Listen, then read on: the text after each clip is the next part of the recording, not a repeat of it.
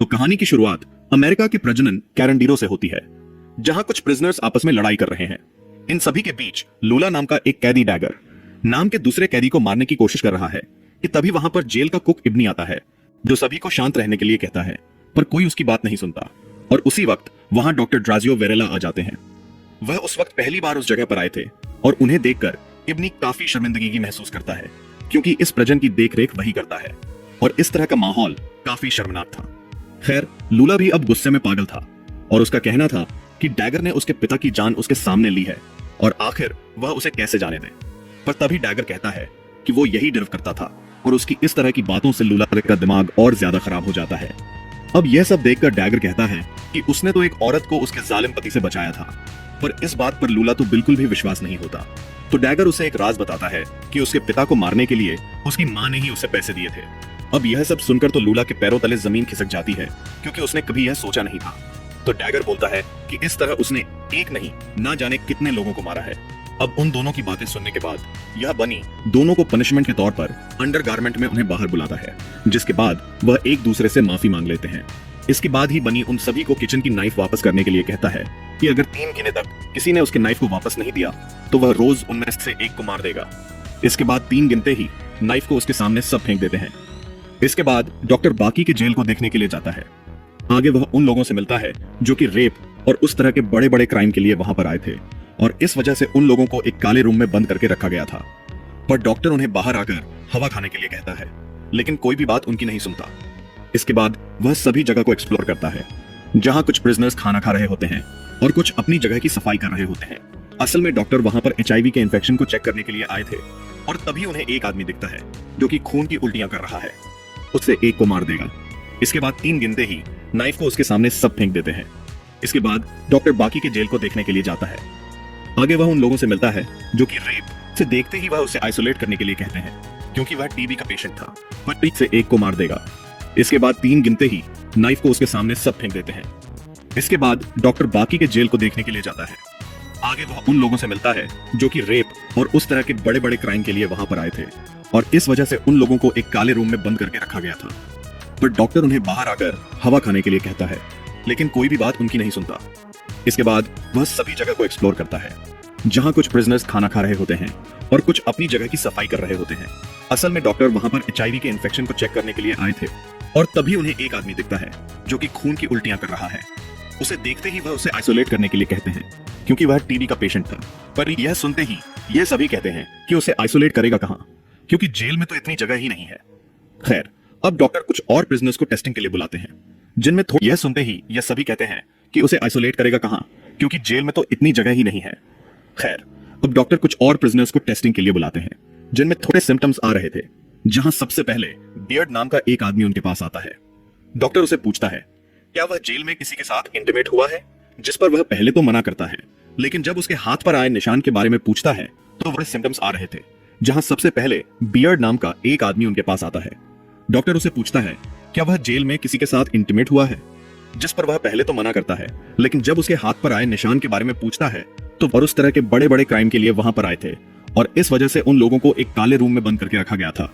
पर डॉक्टर उन्हें बाहर आकर हवा खाने के लिए कहता है, लेकिन कोई भी बात उनकी नहीं सुनता। इसके बाद वह सभी जगह को एक्सप्लोर करता है, जहां कुछ प्रिजनर्स खाना खा रहे होते हैं और कुछ अपनी जगह की सफाई कर रहे होते हैं। असल में डॉक्टर वहां पर HIV के इन्फेक्शन को चेक करने के लिए आए थे और तभी उन्हें एक आदमी दिखता है जो कि खून की उल्टियां कर रहा है। उसे देखते ही वह उसे आइसोलेट करने के लिए कहते हैं, क्योंकि वह TB का पेशेंट था।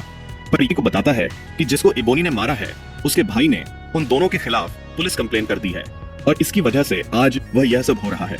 अब यह सब सुनकर डॉक्टर पूछता है कि उसके दोस्त का क्या हुआ। वह बताता है कि एक रात उसका दोस्त जेल से भागने की कोशिश कर रहा था, जिसमें उसने बाहर जाने के लिए एक सुरंग बनाई, लेकिन वह मोटा होने की वजह से उसमें फंस गया और उसकी वहीं मौत हो गई। और इस तरह इब्नी की कहानी खत्म हो जाती है। तभी अचानक डॉक्टर का असिस्टेंट उसे खिड़की पर बुलाता है, जहां वह देखती है कि एक बूढ़ा आदमी एक पेपर का रॉकेट बनाकर उड़ा रहा है, पर वो रॉकेट भी उस बिल्डिंग के बाहर नहीं जा पा रहा है। इन सब के बाद वहां लेडी डी नाम की एक ट्रांसजेंडर आती है, जो कि अपना टेस्ट करवाने आई थी। वह बड़े ही स्टाइल से वहां बैठ जाती है और खुद से बताती है उसने कभी ना कोई ड्रग लिया, ना ही कभी इंजेक्शन लिया। लेकिन तभी डॉक्टर उसे उसके पार्टनर्स के बारे में पूछते हैं, जिस पर वह उसे कहती है कि वह तो उसके 2000 से ज्यादा है। और इन सब के बाद वह उसका ब्लड सैंपल ले लेते हैं। उसी रात सब सो रहे होते हैं। मैजिस्ट्रेट नाम का एक प्रिजनर सीवर में हाथ डाल के कुछ कर रहा था और तभी अचानक एक रात उसके हाथ में कुछ काट लेता है। उसके हाथ में इतनी ही चोट आती है कि उसकी उंगली टूट जाती है और इस वजह से लूला उसका ऑपरेशन करना पड़ता है। अब यहाँ लूला ड्रग के नशे में ऑपरेशन कर रहा था और डॉक्टर वहां आता है तो वह लूला को ऐसे करने से रोकता है, लेकिन तब तक वह ऑपरेशन कर चुका था। जब डॉक्टर उसका हाथ चेक करने के लिए आता है तो उसमें से 2 वेडिंग रिंग दिखती है उसे। वो मजिस्ट्रेट से इसके बारे में पूछता है तो मजिस्ट्रेट उसे बताने लगता है। एक बार जब वह एक जगह स्पोर्ट देखने गया तो वहां उसे डालवा नाम की एक बहुत ही खूबसूरत लड़की दिखी जो कि अपने बॉयफ्रेंड को सपोर्ट कर रही थी। तब वह उसके पास गया और उसने डालवा को उसके बॉयफ्रेंड को छोड़कर उसके पास आने को कहा। अब यह सुनकर पहले तो डालवा को लगा कि वह मजाक कर रहा है, लेकिन जब मैजिस्ट्रेट ने उसे शादी करने के लिए पूछा तो वह सोच में पड़ गई। तभी वहां पर उसका बॉयफ्रेंड आ गया जो उसके साथ जबरदस्ती करने लगता है। अब यह सब देखकर मजिस्ट्रेट अपनी गन निकाल लेता है और यह देखकर वह लड़का वहां से भाग जाता है। इन सब के बाद वह दोनों शादी कर लेते हैं और मजे से जिंदगी जीने लगते हैं। तभी एक दिन जब एक रेस्टोरेंट में डालवा और मैजिस्ट्रेट दोनों डांस कर रहे थे तो मैजिस्ट्रेट की नजर वहां कम कपड़ों में खड़ी एक लड़की पर पड़ती है। वो उसे अगले दिन बीच पर मिलने के लिए कहता है, लेकिन तभी वहां डालवा आ जाती है और उस लड़की को भला बुरा कहने लगती है। अब यह लड़की रोजरीन बेसिकली एक सेक्स वर्कर थी और अब वह जानकर मैजिस्ट्रेट को अपने पास बुलाती है, जिसके बाद उन दोनों का अफेयर चालू हो जाता है। मैजिस्ट्रेट रोजरीन के साथ एक घर में रहने लगता है और इस तरह उसकी 2 बीवियां बन जाती हैं। लेकिन तभी वहां पर डालवा आती है और अपने हस्बैंड को रोजरीन के साथ देखकर उसका तो दिमाग फट जाता है। वह दोनों की ब्लैंकेट पर पेट्रोल डालकर उन्हें ऐसे ही जला देती है। हालांकि वह दोनों तुरंत ही जाग जाते हैं, पर दोनों वहीं पर बुरी तरह लड़ने लगते हैं। रोजरीन कहती है कि उसके पेट में मजिस्ट्रेट का बच्चा है, जिसके बाद वहां पुलिस आ जाती है और उन तीनों को पकड़ लिया जाता है। उस जगह पर आग लगने के इल्जाम में मजिस्ट्रेट खुद पर ले लेता है, जिसके लिए उसे 16 साल की सजा होती है और इस तरह वह यहाँ पर आ गया। खैर, वहीं दूसरी तरफ जीको नाम का एक दूसरे प्रिजनर को अपने रूम में ड्रग दे रहा होता है और उसके साथ उसका भाई डिसोडा भी था। अब डिसोडा उस वक्त अपनी बहन फ्रांसी का लेटर पढ़ रहा था। तभी अचानक जीको उसे पूछता है, क्या फ्रांसी ने उसके बारे में कुछ लिखा है? जो सुनकर डिसोडा कहता है, हाँ, उसने पूछा है कि वह कैसा है। पर यह सुनकर जीको कहता है कि वह कुछ भी उसे पूछना चाहती होगी।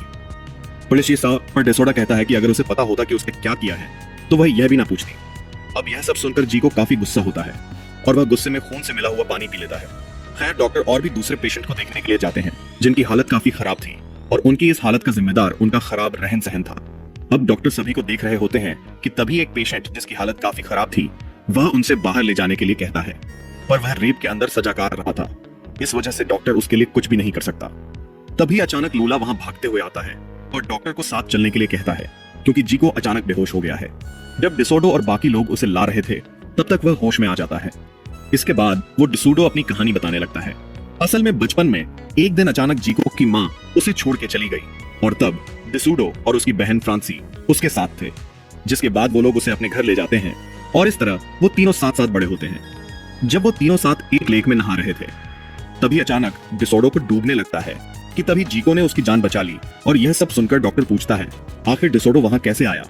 जिस पर वह बताता है कि एक रात फ्रांसीसी रोते हुए घर आई, उसने गेट बंद कर लिया था।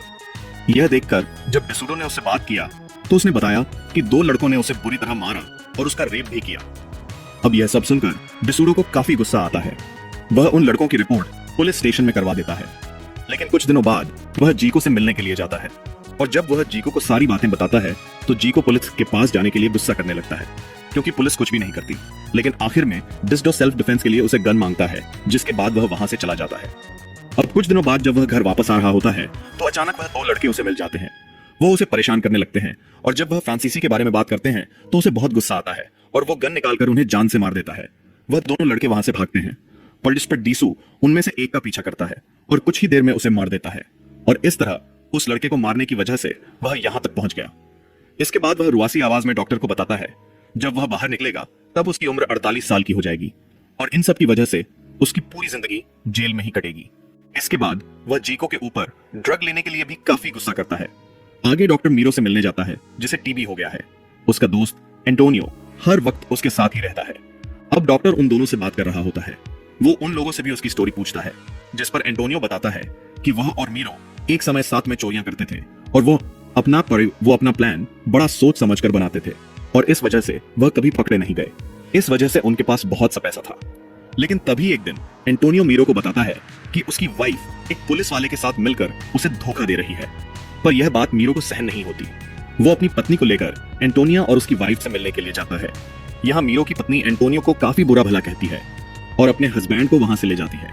मीरो से भरोसा करने के लिए कहता है, पर मीरो अपनी पत्नी की बात को ही सच मानने लगता है। जिसके बाद मीरो और एंटोनियो एक दूसरे से अलग हो जाते हैं। और इन सब के बाद एक रात मीरो की वाइफ उससे कहती है कि उन्हें अपने बच्चे को अच्छी लाइफस्टाइल देने के लिए किसी नए शहर जाना चाहिए। और इस तरह वहां जाने से पहले मीरो अपनी सारी कमाई बैंक से निकाल लेता है। पर तभी अचानक वहां पुलिस आ जाती है और वह वही पुलिस वाला था जिसके साथ एंटोनियो ने उसकी वाइफ का अफेयर बताया था। जब वह ऑफिसर उसकी वाइफ को अपने अफेयर के बारे में मीरो को बताता है, उसी पल मीरो उसे मार देता है और इसके बाद बाहर आकर वह अपनी पत्नी को भी मार देता है। और उस तरह से वह जेल में आ गया। वहीं मीरो के बिना चोरी करते समय एंटोनियो से गलती हो जाती है और वह भी पकड़ा जाता है। इसके बाद वह डॉक्टर से पूछता है, क्या छोटे बच्चों को कुछ याद रहता है? जिस पर डॉक्टर उसे बताता है कि नहीं। ऐसा मीरो इसलिए पूछ रहा था क्योंकि जब उसने अपनी वाइफ को मारा था तब उस कार में उसका बच्चा भी था और इस तरह उस वक्त मीरो दम तोड़ देता है। इन सब के बाद उस प्रजन में बीमारियों से भागने के लिए डॉक्टर पूरे प्रजन में अच्छे से सफाई करवाते हैं। वो वहां एक डांसर को बुलाते हैं। सभी प्रिजनर्स को बुलाकर उन्हें कंडोम का इस्तेमाल करना सिखाते हैं क्योंकि HIV का मेन कारण ही फिजिकल इंटीमेसी है। खैर, इस तरह से बहुत से कैदी अपनी हेल्थ और फिटनेस पर ध्यान देने लगते हैं। और इस तरह एक दिन विजिटर डे आता है और एक दिन कैदियों से मिलने वाले लोग उनके साथ कैफेटेरिया में बैठकर खाना खा सकते हैं।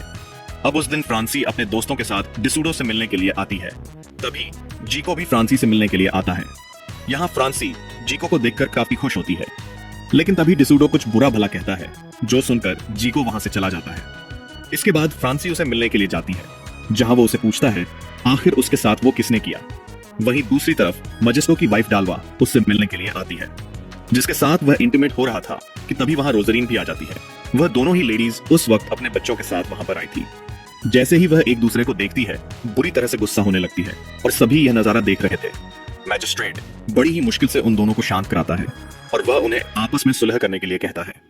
पर डालवा और रोजरीन उसे उन दोनों में से एक को चुनने को कहती है, जिसके लिए वह सुनकर मजिस्ट्रेट का दिल टूट जाता है और वह वहीं दुखी होने लगता। वहीं एबोनी की वाइफ भी, उसका बेटा भी उससे मिलने के लिए आए थे और वह सभी काफी खुश थे। वहीं एंटोनियो की वाइफ उसके ऊपर शक करने के लिए माफी मांगती है, जिसके बाद वह एक फैमिली की तरह अपने बेटे का बर्थडे सेलिब्रेट करते हैं। इन सब के कुछ ही देर में टाइम खत्म हो जाता है और सभी विजिटर अपने घर वापस जाने लगते हैं। अब जाते वक्त फ्रांसी की फ्रेंड जो डिसीडो से मिलने आई थी, वो उसे नेक्स्ट टाइम आने के लिए पूछती है, पर डिसीडो उस वक्त उससे कहता है कि उसे बाहर आने में अभी बहुत समय है, इस वजह से वहां से चली जा। रात में डैगर एक दूसरे कैदी के सेल में जाता है, जहां सुबह एक आदमी की लाश मिलती है। असल में यह वह आदमी था जो कई दिनों से डैगर की इंसल्ट कर रहा था। वहीं दूसरी तरफ लेडी डी और उसके लवर की HIV रिपोर्ट आ चुकी है और अब वह दोनों बड़ी ही एक्साइटमेंट से उसे खोलते हैं। रिपोर्ट देखते ही दोनों खुशी से पागल हो जाते हैं क्योंकि वह दोनों की रिपोर्ट नेगेटिव आई थी। पर तभी अचानक लेडी का लवर दुखी हो जाता है क्योंकि उसे कुछ दिनों बाद आजादी मिलने वाली है। और जब वह यह बात अपनी लवर को बताता है तो वह खुश हो जाती है। और इसके बाद एक दिन जीको को अचानक से बैठे बैठे ऐसा लगता है कि कोई उसे मारने आ रहा है। इस वजह से वह चाकू इधर उधर घुमाने लगता है। तभी डिस्डो आकर उसे रोक लेता है। असल में यह सब उन ड्रग का कमाल था। खैर, इस तरह से एक रात जीको एक आदमी को गर्म पानी से जलाकर मार देता है। इस वजह से मैजिस्ट जीको को बहुत लोगों से मरवा देता है। वहीं दूसरी तरफ लेडी डी और उसका लवर सभी लोगों के सामने शादी कर लेते हैं और वहां उसका लवर यह प्रॉमिस करता है कि वह बाहर जाकर उसके बाहर निकलने का इंतजार करेगा ताकि वह उसके साथ एक फैमिली बना सके। वहीं मैजिस्ट इजी नाम के एक कैदी के पास जाता है जो कि जीको की तरह ड्रग लेता है और इसी वजह से उसका भी दिमाग ठीक काम नहीं करता। इसीलिए वह इजी को जीको को मारने का इल्जाम अपने सर लेने के लिए कहता है, जिस पर वह मान जाता है।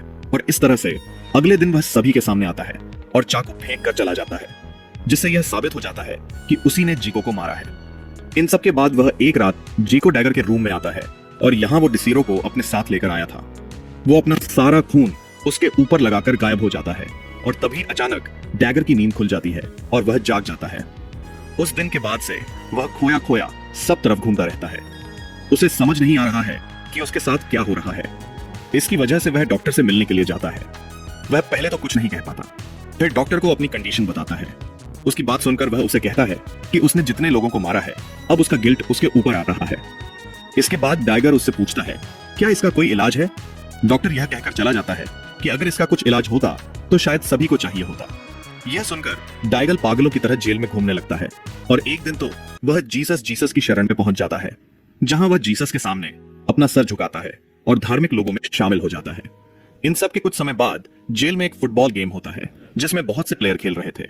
इसी बीच बियर्ड और दूसरे ग्रुप एक आदमी से बहस हो जाती है और धीरे धीरे करके यह बात इतनी बड़ी हो जाती है कि जेल में दो ग्रुप के बीच एक जंग होने लगती है। सभी अपने छुपाए हुए हथियार निकाल लेते हैं और सभी मिलकर पानी की पाइप को तोड़ देते हैं। इस बीच उनमें से एक आदमी वहां आग लगा देता है और वह क्रिमिनल पागलों की तरह सामान नीचे फेंकने लगता है। आग को देखते यह सभी गार्ड अलर्ट हो जाते हैं और वहां बहुत से ऑफिसर को भेजा जाता है और उनमें से कुछ लोग उस झगड़े में पड़ना नहीं चाहते। वह एक रूम में जाकर छुप जाते हैं और टेलीविजन देखने लगते हैं। कुछ देर बाद वहां जेलर आता है और सभी को अपने हथियार फेंक देने के लिए कहता है। अब यहाँ जेलर की बात मानकर वह लोग हथियार फेंक देते हैं क्योंकि उन सब की बस एक ही डिमांड थी और वह था रहने के लिए अच्छी व्यवस्था। पर तभी एक आदमी उस पर टॉयलेट सीट फेंक देता है। इसके बाद सारी पुलिस बटालियन अंदर आ जाती है। वह लोग सभी सामने दिख रहे कैदियों को मारने लगते हैं और कोई भी कैदी मरना नहीं चाहता।